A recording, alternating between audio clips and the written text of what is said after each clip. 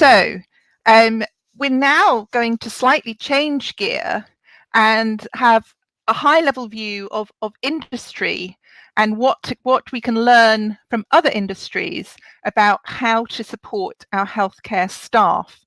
So we have 3 speakers in this session.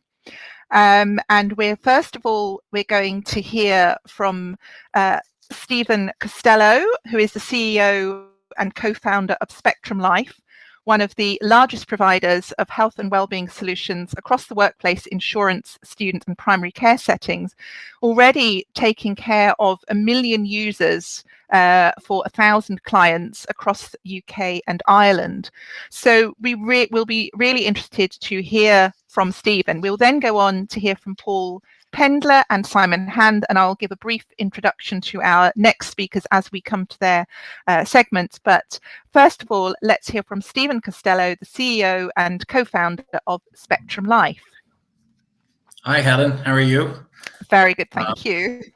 Good. I'm delighted to be here today discussing, a high-level view of the health and well-being industry and what to consider for organizations when partnering with a vendor to help with employee engagement and well-being.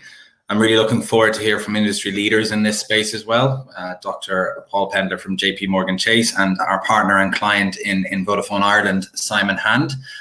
So looking forward to them sessions later, but I suppose in terms of following up from your introduction for Spectrum.Life, what we aim to do is be a full service health and wellbeing provider across physical health, mental health, lifestyle supports, and deliver to the workplace, insurer and student markets. I suppose, and this kind of leads me on to what to look for in a partner. I suppose we are a healthcare company first. We focus on clinical efficacy and outcomes as our prime responsibility. And we do this by providing or enabling best-in-class services delivered by fully accredited, experienced professionals through our in-house built technology. So I suppose our services have never been more in demand from employers over the last 12 months in response to COVID-19.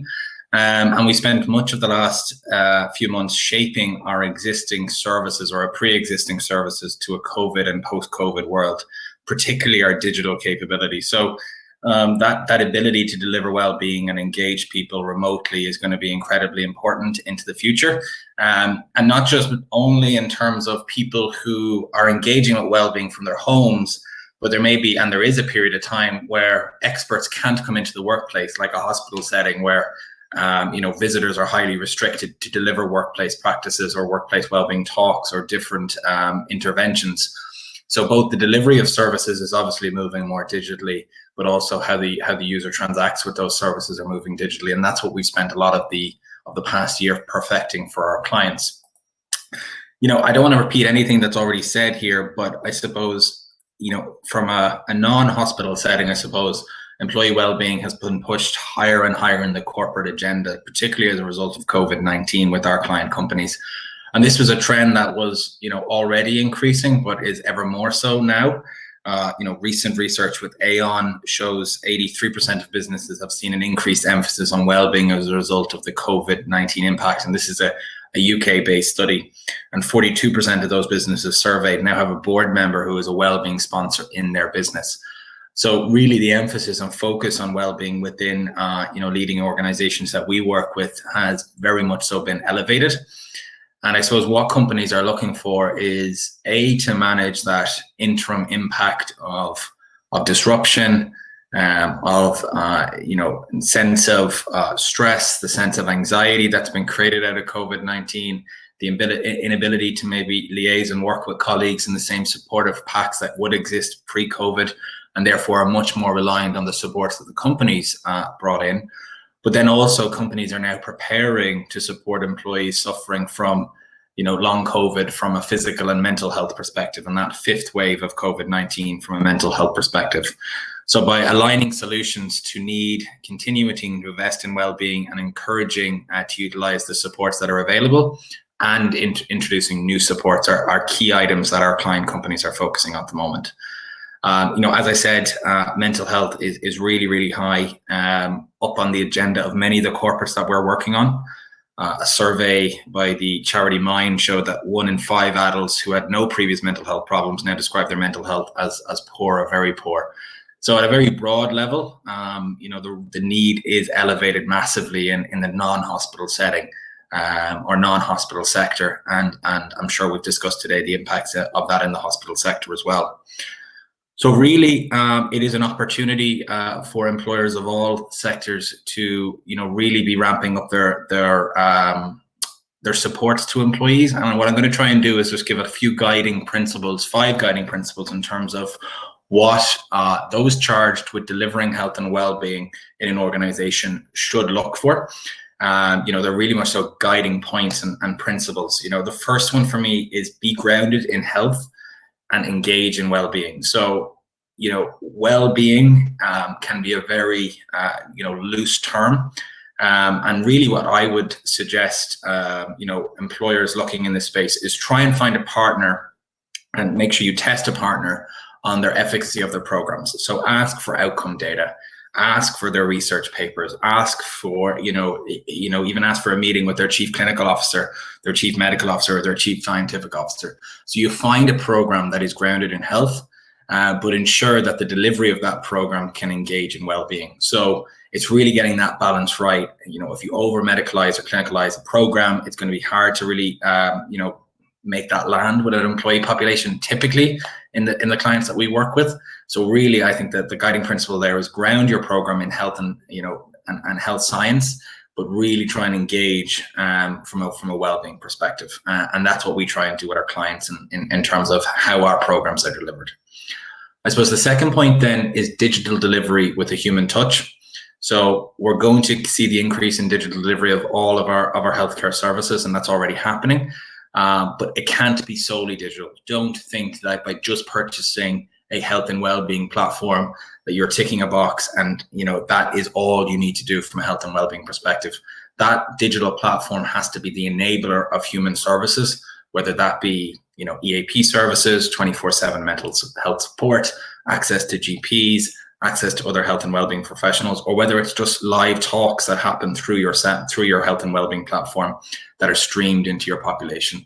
So really, amplify your digital delivery, but ensure it is married with a human touch and a human influence on your program. So as a third point is you pay for what you get. So, we see, and particularly in some of the, public sector clients we work with, that there can be a race to the bottom and a commoditization of some services, particularly mental health services like EAPs.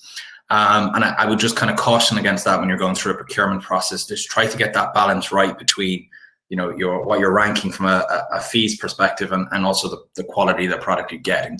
If it is too cheap, ask those extra questions, particularly in the first point in terms of grounded in health, to try and make sure you're getting the best service possible. Because ultimately, if you're paying cents for this type of service, you will get what you pay for in it. I think what we're seeing the biggest impact, and from a return on investment, to follow on from my third point, is I would prioritize mental health if I had limited budget. As someone deploying a strategy in this space, really prioritize mental health.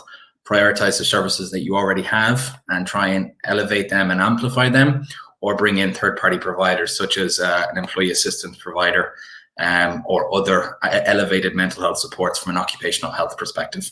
So out of all the programs I would focus on, I would prioritize a mental health program. And then the fifth final strategy or piece of advice is I would start with a pilot with a partner.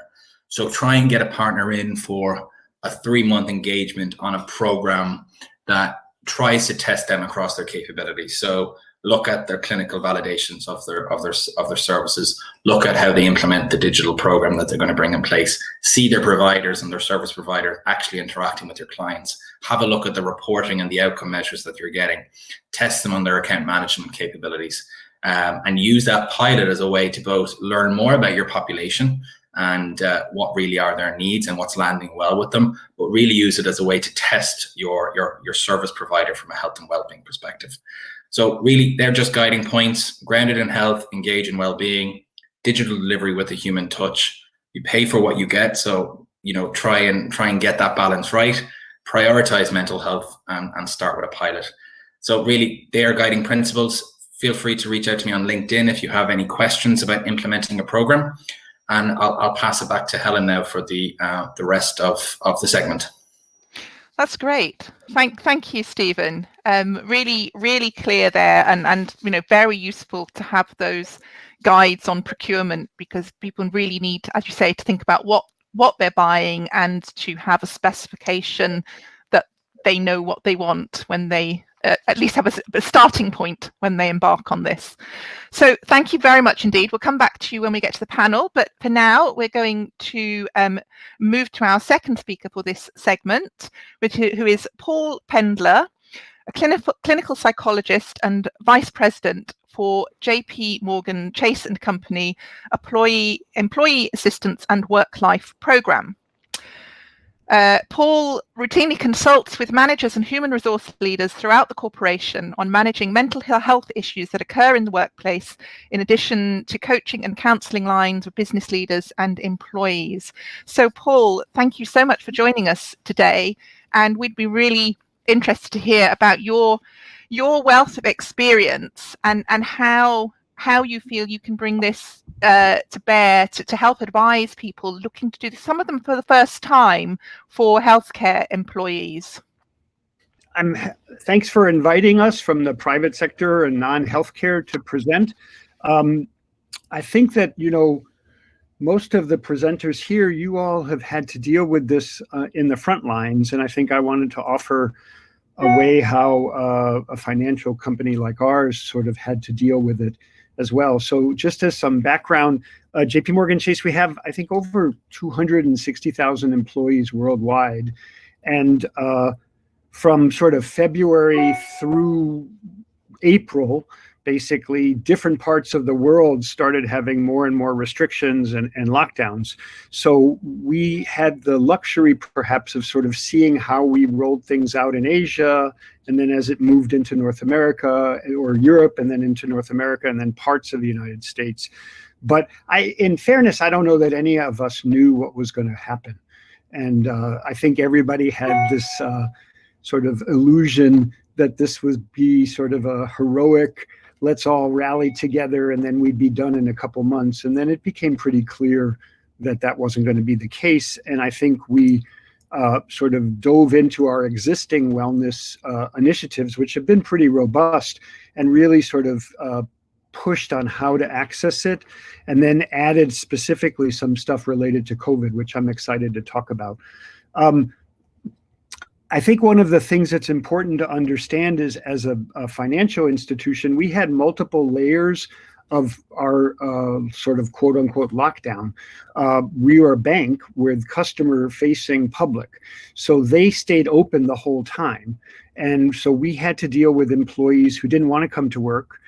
We had to deal with employees who didn't want to wear a mask, or even if we decided they should wear masks, and sort of develop that. And then for a large percentage of our workforce turned on a corner and worked remotely fairly easily. But we still had many production sites that still did come to work. So we had multiple layers of, I suppose, more emotional symptoms around anxiety and exposure continuously. And that continues now. It ebbs and flows. And right now, I think we're in a new chapter as we're starting to begin to talk about returning back to the workplace. So that has been sort of a challenge for all of us in terms of how we've been addressing wellness, specifically around COVID. So I'm going to present some slides, just a little bit about our company, and we'll go from there. Okay. So prior to this, we had a pretty robust belief system in addressing mental health awareness. So we have an employee assistance and work-life program, similar to kind of what Stephen said, which I would like to sort of reiterate, that you shouldn't go on the cheap. You get what you pay for. And I think I'm pretty proud that we have a very robust program that is hybrid, where we have people who are quote on site when we're working, as well as people who access a network around the country. In addition, we have a work-life component of it, which has been really used a lot more during this COVID time, where people really need to get resources on how to get access to things. We have a very strong component of working with parents, which again, we had to really adjust through COVID, because we had to come to terms with the fact that children are home, and that how do we work with people who have to work but still also manage their schooling and things like this. And then now, and then at parts of our locations, we still had childcare centers open, that we had some things going on. We've partnered with a vendor, Mequilibrium, which has been a really valuable partnership, which is app-based wellness promotion, which has a number of different things to do. And during COVID, we've really pushed on this a lot more, and many employees have actually used it more than they typically had. And we can track data on how often people are accessing this. And so we've definitely seen a greater increase. But it's simple things like teaching mindfulness, teaching relaxation, tips on sort of how to sort of develop new habits, which has been one of the biggest things we've had to work on. And that's been a sort of ongoing thing. One of the things I think I'm most proud of is our This Is Me campaign, which occurred even before this. And as a psychologist, I had a lot of trepidation when we first rolled this out. But basically what we did is we invited people on a web page on our intranet to reveal their own history and their own struggles and their own challenges with having a mental health condition. And it's fairly controlled, where we get to read people's comments in advance before we post it. But what we found was people were very willing to say that I have an underlying anxiety condition, or that sometimes I have problems managing my mood with bipolar disorder. And again, part of me still cringes thinking, yeah, I don't know that I would want to actually advocate this so openly. But it's been a huge campaign to really demystify having a mental health condition. And that, in conjunction with COVID, has really, really been a significant thing that we've changed now, because I think people are having more and more permission to admit that they're struggling. And we certainly, as the employee assistance programs internally, have been really trying to encourage that in phases now, to sort of get them to recognize that we can't sustain 12, 11, 13 months of this without admitting that we're not always at 100%. And so This Is Me existed even before this. People would share about their struggles with family members or how they access services. And what we really did was demystify the idea of having an emotional condition being something that you should shy away from and be afraid to reveal. We have other just ongoing resources, as you see here, about sort of how to detoxify yourself from the digital thing, which has been a really big piece that we've been dealing with during COVID. And these have been programs that have existed for us continuously already.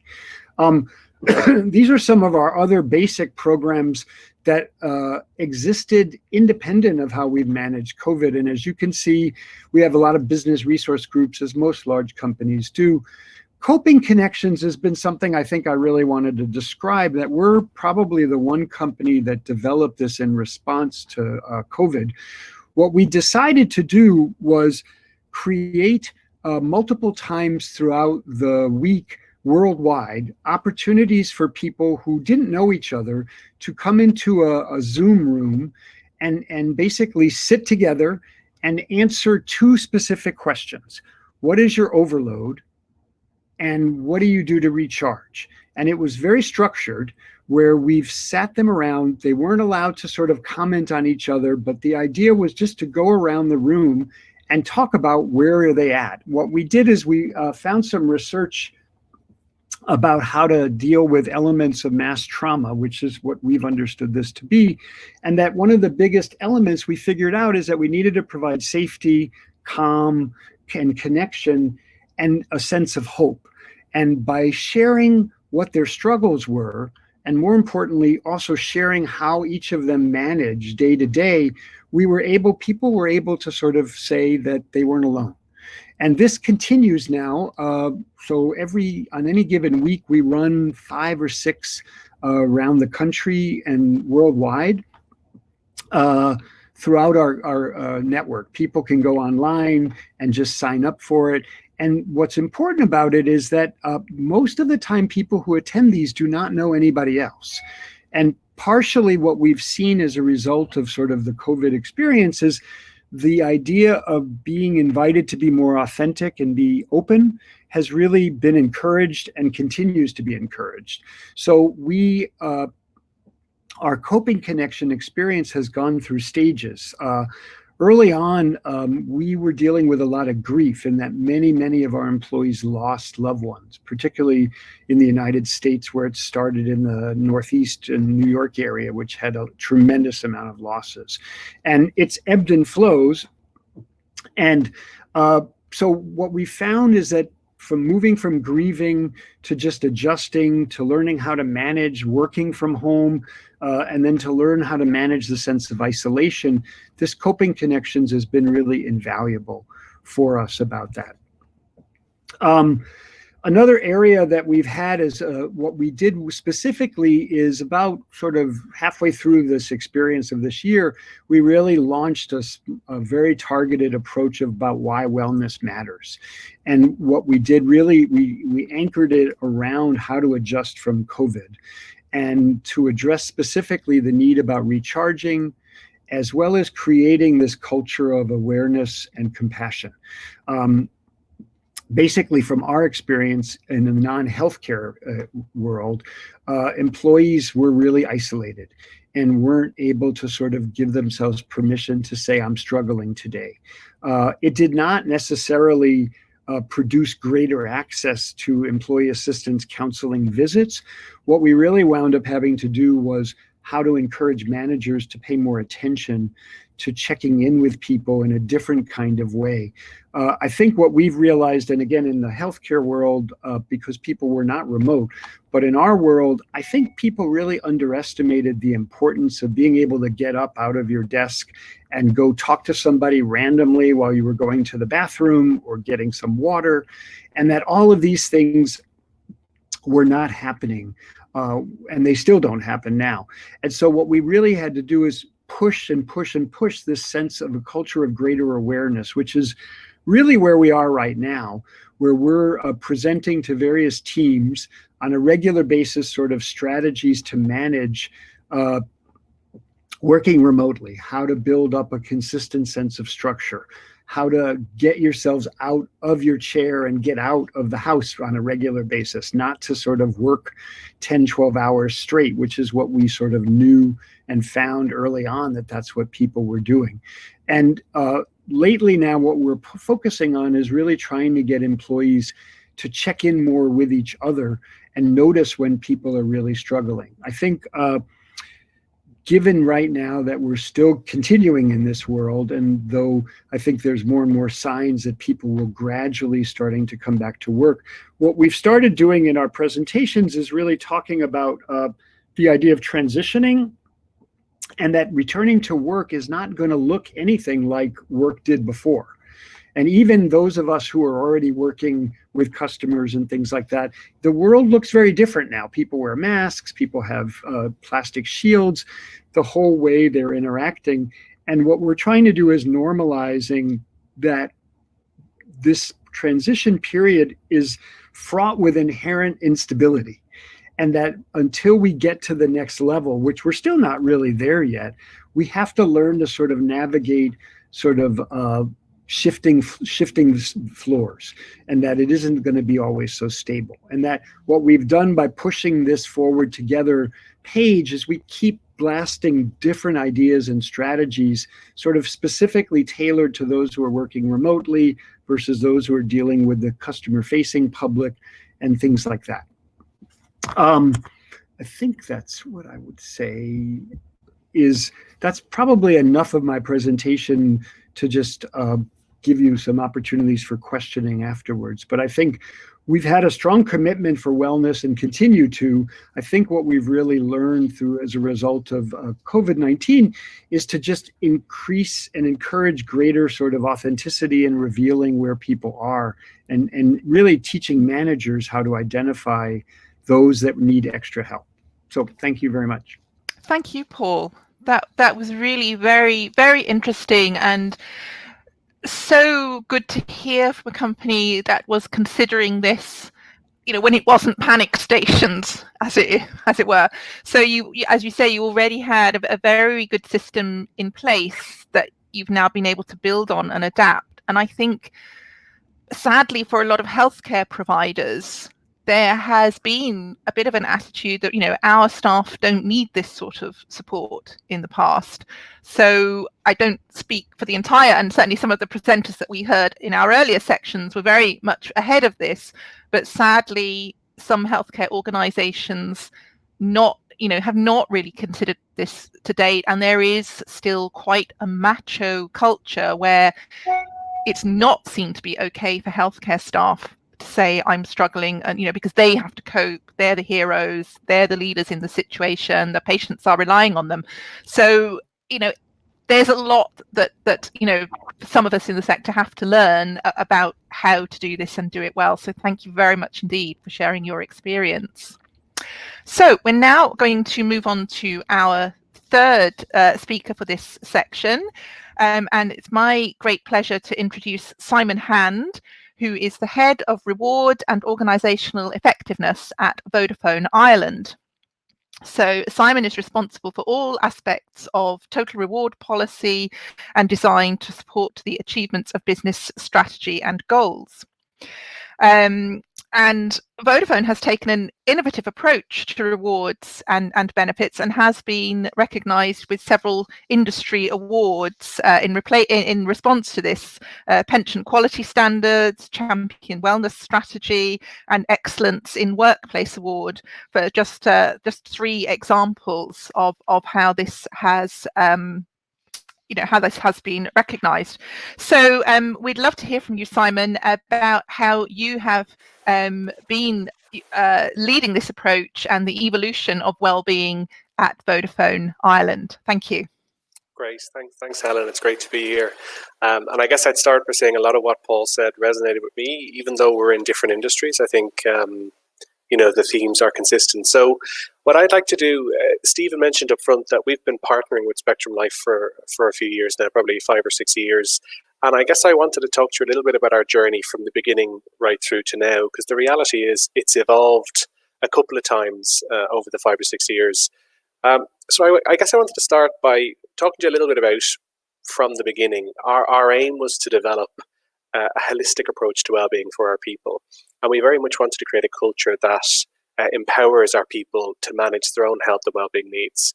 And we knew it was very important from a company's perspective to support them by providing the tools and techniques that they need to meet the challenges and opportunities that life presents. So probably back around 2015, this was our mindset. And we went about developing an on-site wellness centre, which offered support across physical, mental and emotional wellbeing to our people. And it was great. So I'm probably going to skip, to be honest with you, the first kind of phase of our journey, because that went on for about 2 or 3 years. And it was very successful. And as you say, we were recognised externally. But that's probably not what's most interesting to you guys today, because many companies have done that around the world. I guess what I wanted to reflect on after a few years of that on-site approach to wellbeing through a wellness centre was I was very conscious of a unique challenge that we faced.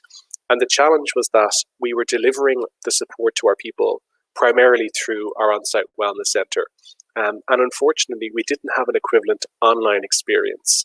It didn't exist in any market in Vodafone, and it didn't really exist in Ireland across the country. So while we had a digital tool to support our people, it primarily functioned as a booking platform for the on-site events and support. But it couldn't offer the richness of our on-site offering. And it was a real challenge to us, because I was very conscious that while we aspire to create this holistic approach to wellbeing, if we could only do it solely through on-site support, we'd never really be able to achieve what we aspired to do at the beginning.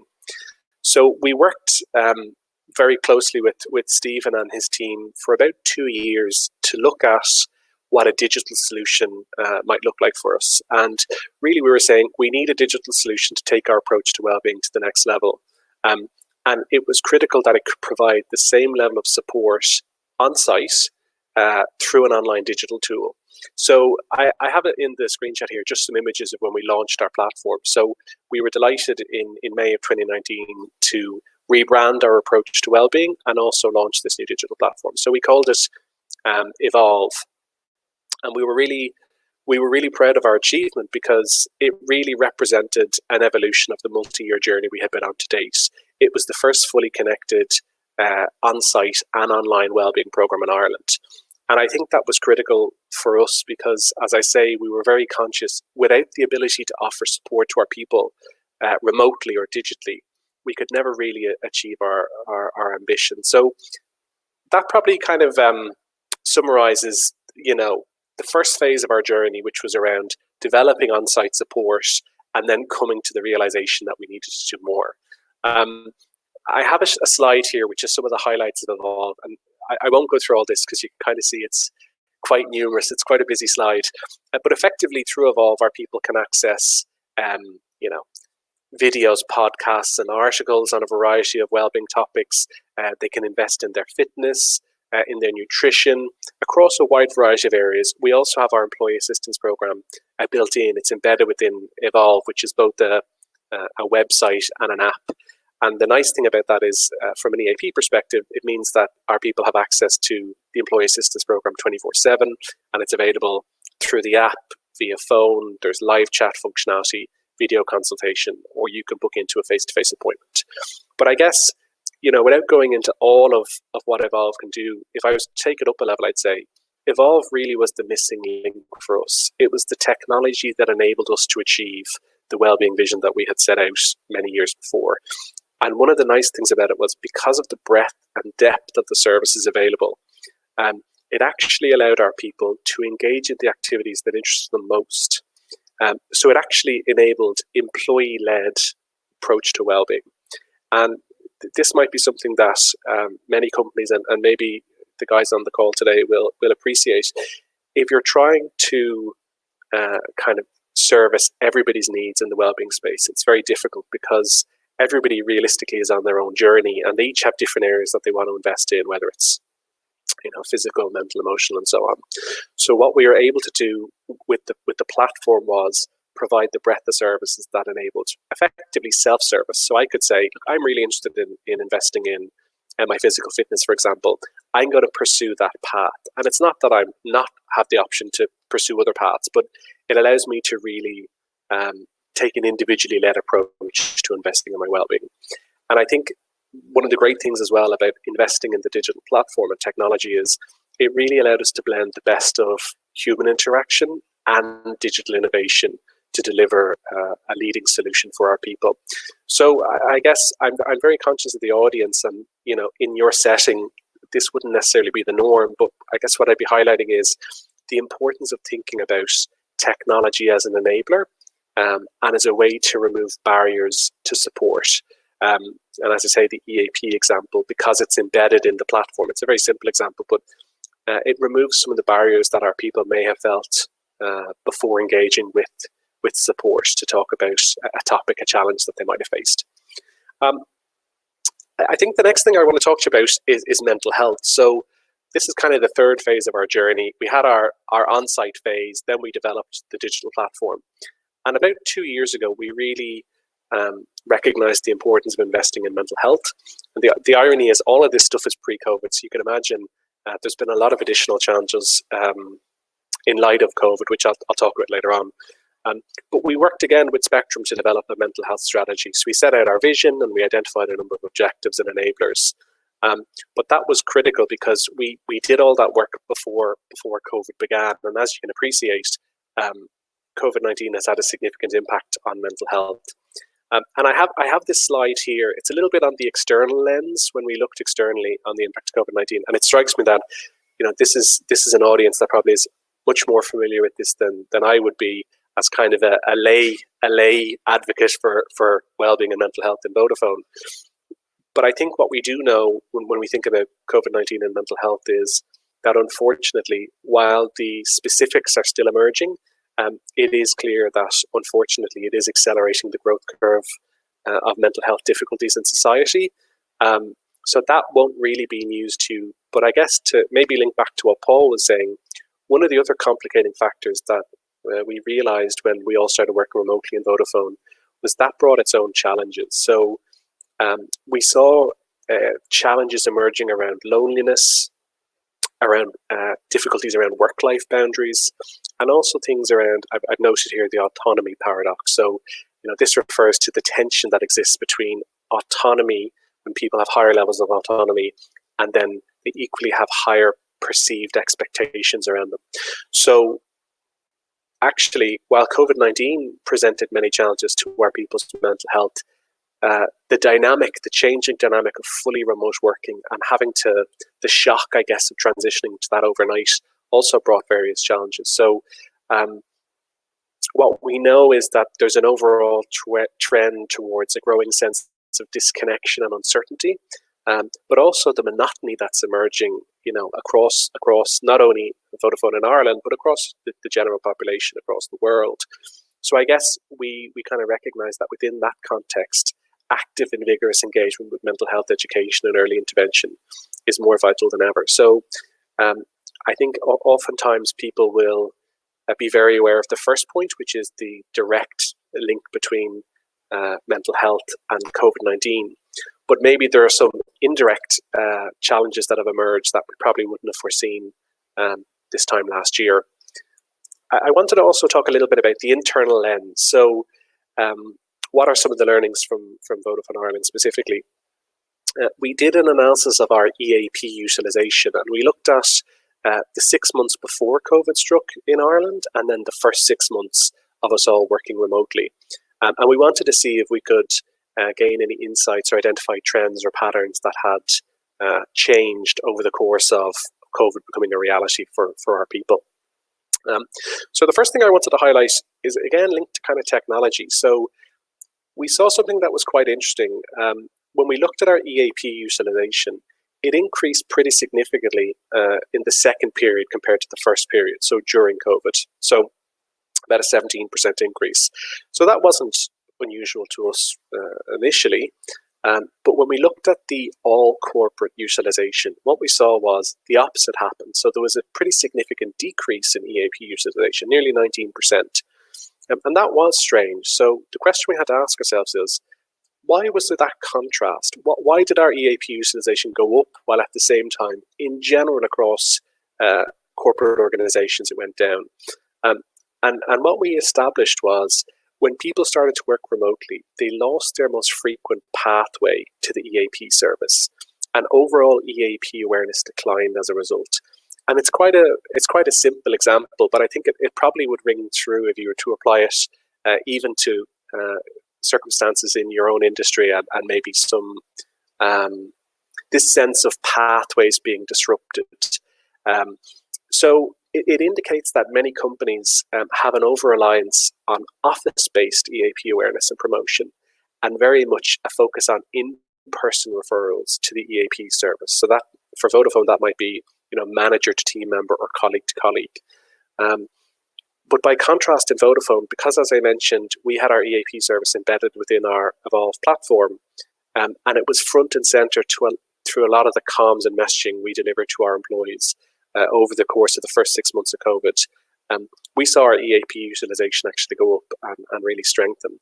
So it highlights that for many companies that don't have a digital solution in place, it's very challenging to engage, maintain that connection to mental health support when people start to work remotely.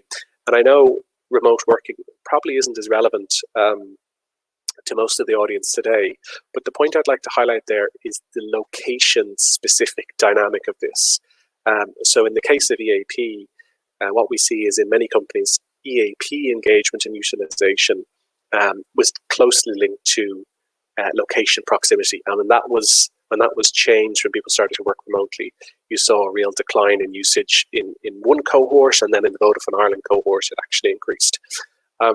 I have some stuff here about demographic data, but I think I might summarize this slide by talking about the presenting issues, because the primary presenting issue that we saw when we investigated the utilization was it related to relationship issues. And I think this was quite interesting for us, because it probably reflected the stage in life that many of our employees are at, and in particular, the challenge they have during the first 6 months of COVID-19, which was this trying to balance this tension between work and family life.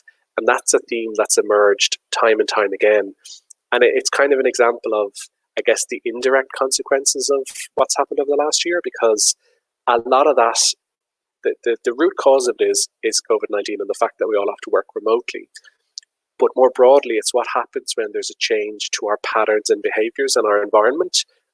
You can often see indirect consequences. So it actually put a big strain on relationships, and relationship issues were very prevalent with regards to people contacting the Employee Assistance Programme.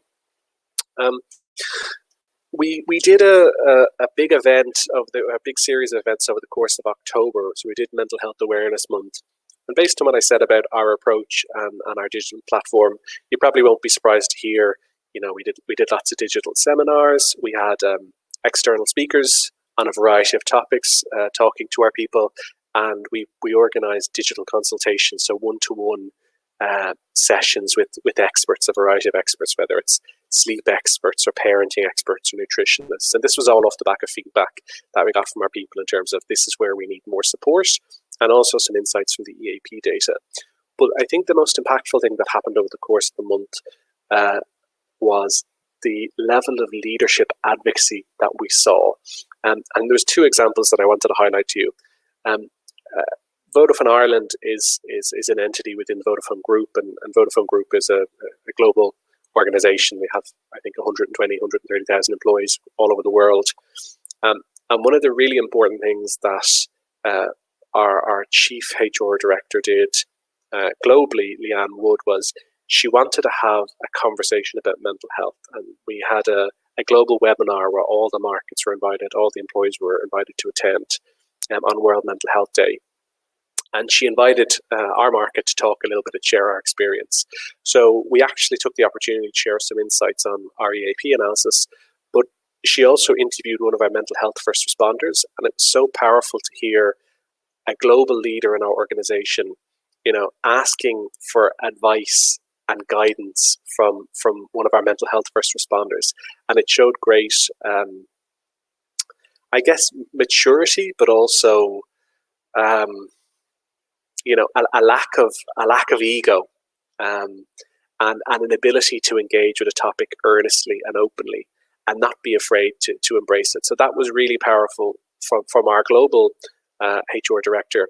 And then locally, our local CEO, Anne, had a conversation with a clinical psychologist, and they had a 45-minute discussion on the importance of mental health. And again, on the surface, you might say, okay, why are you highlighting that? It was actually hugely impactful because unlike a lot of presentations, like, for example, this presentation where I have slides and I prepared speaker notes and so on, it was very free-flowing. So it was our CEO talking about the importance of mental health from her perspective, both as an individual but also as a leader. And she shared, examples of how she felt when things went really well, how she felt when things didn't go so well, how she responded, some of the things that she would do, how she would invest in our mental health. And it was a real game changer for our organization because a lot of people felt it really broke down the stigma. And it was great to see, again, our local CEO talking about mental health from her perspective and sharing her experience, and really advocating for people to invest in their own mental health and, use the tools and so on that are available. So I would say a big takeaway from our Mental Health Awareness Month in October was the importance of leadership advocacy. And that's something that I think is applicable to all people in all organizations. The last thing that I wanted to touch on was kind of where we are now. So again, we continue on our mental health journey. We continue to train mental health first responders. We're in the process of rolling out training to our people managers, our employees, and our HR community. And we're developing handbooks for people managers and so on. So I might end there, but I guess I would say, in summary, I wouldn't underestimate the importance of technology as an enabler. I also wouldn't underestimate the importance of leadership advocacy. And I think finally, it's really important to listen to your people, because it's only through their feedback that you can actually refine your approach and learn and continue to evolve. So it's an ever evolving journey for us, and that's a little bit. That's 15 minutes worth of our journey over probably 6 or 7 years. Great, thank you so much. Really interesting, and so particularly interesting to see how that has evolved to what's now a very sophisticated and multifaceted approach.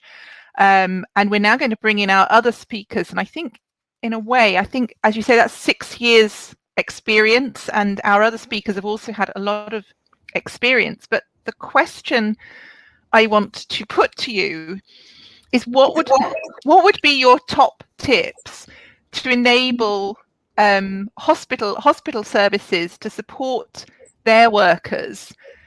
And this is quite a challenge, thinking of a hospital service that has not had this in place and now needs to go from zero to top flight, the sort of the 6-year journey you've been talking about, Simon, very rapidly, and also to encompass a range of supporting people with some of the practical and emotional issues, in a way at the lower end, but that hasn't been in place for hospital workers, right through to we are going to see a workforce which is essentially suffering post-traumatic stress disorder.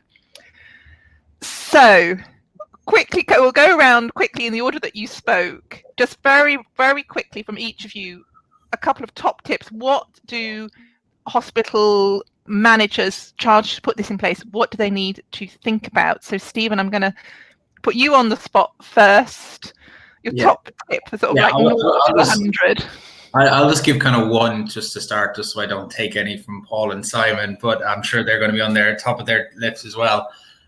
I would do an inventory of your existing infrastructure. You'd be surprised of what you already have access to through other services that you may purchase. There's hidden EAPs and a lot of insurance products and other employee benefit products. What is provided centrally if you're funded by government or governments in different markets. So I would really try and look for the supports that are available already to your employees. But the thing is, they're just hidden in existing products or existing support. So that would be one of my first places that I go to if I needed to set something up straight away. Great. That's great advice. Yeah, don't reinvent the wheel, build on what you've got. Great. Thank you very much. And Paul, if I can come to you now to build on that. Yeah, so in the healthcare world or hospital-based, the problem is there's so many layers of physicians versus non-physicians. So I'll tackle physicians first. So the first thing is someone at senior leadership needs to admit publicly that they're struggling. Once that happens, then you've demystified everything. And that's how our This Is Me campaign started. The second thing, and I think the problem is that the medical workforce they're traumatized and they're doing their job. So to ask them to talk about their feelings is going to be antithetical for them to do their job. So you have to actually create smaller circles where you're not asking them to talk about their feelings. You're asking them to tell me what is it that they struggle with. And that they do that this is our coping connection model, and that physicians specifically need to hear other physicians say, on my day off, I sat and I just watched television all day because I couldn't get up. And not to have anybody respond to it, but for someone else to say, yeah, that was me too. And then the other piece would be to give very practical tips on how to manage dealing with post-traumatic stress, which is really structure, grounding activities, simple things like that, but that would be targeting at a physician level. The wellness blitz would be really going at the rest of the population in terms of dealing with all the other things that a traditional wellness program is doing, is exercise, diet. The importance of movement, I think we're really finding, is really critical. Thank you, Paul. And Simon, your top tip. Yeah, I'd say be realistic and also be kind to yourselves. So none of this stuff happens overnight. Our experience is we've learned as much through things that didn't work as things that did. So it's very much been iterative in nature.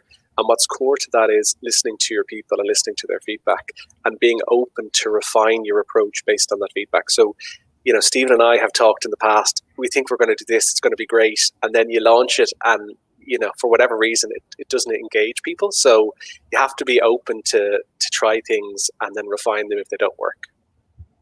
Great. Thank you very much. And also I was thinking about how, particularly because this conference is about hospital-based staff, and so they have got this mixture of, as you say, they haven't gone totally into the online world. They're very much going into work to do their job. So in a way, you have got the site-specific stuff you can do, but I guess we probably need to see a lot of development with bespoke online services. And what would you see as a good sort of mix and match between what can be done on site and what do you think actually runs better as virtual support? And if we can just go around, each of you take a bite at that one in the same order. So go to Stephen first. Yeah, and I think those kind of restrictions, even when, companies can go back to work in the non-hospital setting, I think there will still be a lingering kind of impact of only essential visitors coming on site, and the question will be asked, particularly in manufacturing sites and different areas like that, the question will be asked on whether or not they can come back. So I think this is something we need to prepare for anyway in the long run, as I said in my opening piece. So look, I think the supports that really help employees is regular digital education that is engaging and is beyond, if possible, a Zoom and a WebEx. So see how you can elevate and invest in your digital content. Try and amplify the convenience aspect. So what are the things that hospital workers aren't getting time to do for themselves, in their normal day? So whether that's, seeing a particular expert, a nutritionist, whatever it happens to be, and giving them access to those digital experts via a health and wellbeing platform. So there are two items that I would look to. Try and amplify your digital education and try and give convenience to people from a health and wellbeing perspective, because they're probably not getting the time because they're so busy in their actual job right now. Great, thank you, Stephen. So, yeah, really, really useful and very important. Amplify a range of things that people may want to access. Paul, what do you feel about the balance between sort of physical on-site versus online in the hospital sort of situation? Yeah, somewhat cynically, I don't expect that hospital workers are going to try to access online. I just don't. They're probably overtaxed. I think what I would suggest is you approach, basically the way we're working with our employees is to deal with a traumatized workforce. You need to teach them and encourage them to do the things they're already good at. So encourage them to cook more, encourage them to do creative things in their off time. And it would be useful to use digitally based applications to sort of teach new habit development. So that's one of the things that we would be pushing, because we're presenting consistently, telling our employees, look, when you're not working, if you like to cook, cook more. If you like to paint, paint more. If you want to learn a new habit, and in the United States, at least, one of the biggest phenomenons that happened early on was people started baking bread. Well, so this is an illustration of people need some grounding activity to sort of take their mind off something, and you can use digital applications to sort of construct the development of new habits. And that would be the way we would sort of drive it rather than face-to-face. Okay, thank you very much. And Simon, because you had the experience of really going from only sort of at the site to now being much more online. I mean, what would you see as being useful, or a useful balance of those two? Yeah, I mean, one of the things we were really trying to strike was a blend whereby you're trying to get the best of both, the human interaction and the digital innovation. It strikes me just from listening to the guys. While there's obviously unique challenges to the guys on the call, you also have unique opportunities. So I wouldn't underestimate the power of human connection. For us in our industry, where we're all remote working, that's probably what we crave the most. And while obviously it's very challenging, this industry hasn't lost that to the same extent. So I wouldn't underestimate the power of that. And that's something that you can probably leverage more than, for example, in our industry, which is everybody's 100% remote and they really crave that. So I'd say, acknowledge the challenges, but also think about the opportunities that are unique to you as well. Really, really useful input from you all. I mean, that has been fantastic. And what I've particularly taken away from that is this, you all emphasize the focus on mental health. And I think that will be extremely important for our workforce. The need for it to be permission to admit you're struggling and to find a way to give people access to that, and probably online may be a good way to do that. And also to get people, sort of the managers, to notice and provide the support and point people towards the support. Yeah, so really important. Now, as with all good conferences, we've had so much input from people. We now have to say we've run out of time. And we could talk about this for a lot longer, but we've had fantastic input from all of our speakers. So I would particularly like to thank our speakers for this last section, Simon, Paul and Stephen. Really useful input, and really, I think you've given people some excellent starting points to think about how to get this in place in perhaps a more systematized and accessible fashion for all of our staff in healthcare. So now I'd just like to thank all of our speakers for giving us such timely, interesting and really thought-provoking material this morning. And I'm sure we'll all go away and really want to put some of this in action. And also don't forget, there's a lot of materials that you can download, and particularly those papers from the WHO. So I'd like to thank all of our speakers this morning. It's been really fantastic. Our breakout roundtable facilitators and all the participants who joined us. I'd like to thank the organising teams from both organisations who put together such a fantastic programme, and also our sponsors, the silver sponsors, Health Roundtable and Spectrum.Life, and the bronze sponsors, Calit Acropolis, International Health Services Group and the Australian Council on Healthcare Standards. There's lots more events coming up, so I'd like to remind you about the ISQA conference, which will now be a virtual conference running the same dates, the 8th till the 11th of July, and that's open for registration now. The 44th World Hospital Congress of the International Hospital Federation will take place in Barcelona on the 8th to the 11th of November this year, and the second call for abstracts will open in March. If you're interested in submitting your papers, you can visit the event website for more information at www.worldhospitalcongress.org. The IHF will launch the call for entries for the IHF Awards next month, and we invite you to submit your projects and programmes for a chance to be recognised internationally. The International Hospital Federation invites hospitals and healthcare organisations to join its membership, so you can access all IHF events and activities. IHF offers the global healthcare community the opportunity to collectively increase healthcare services performance, and you can learn more about IHF membership on the IHF website. And ISQA also invites you to join for membership, and again take advantage of all the events and educational activities and networking that ISQA can provide you. And again, please see the ISQA website for details. So thank you all very much indeed for joining us, and let's all go forwards to work for staff wellbeing. It's so important for our healthcare services. Thank you.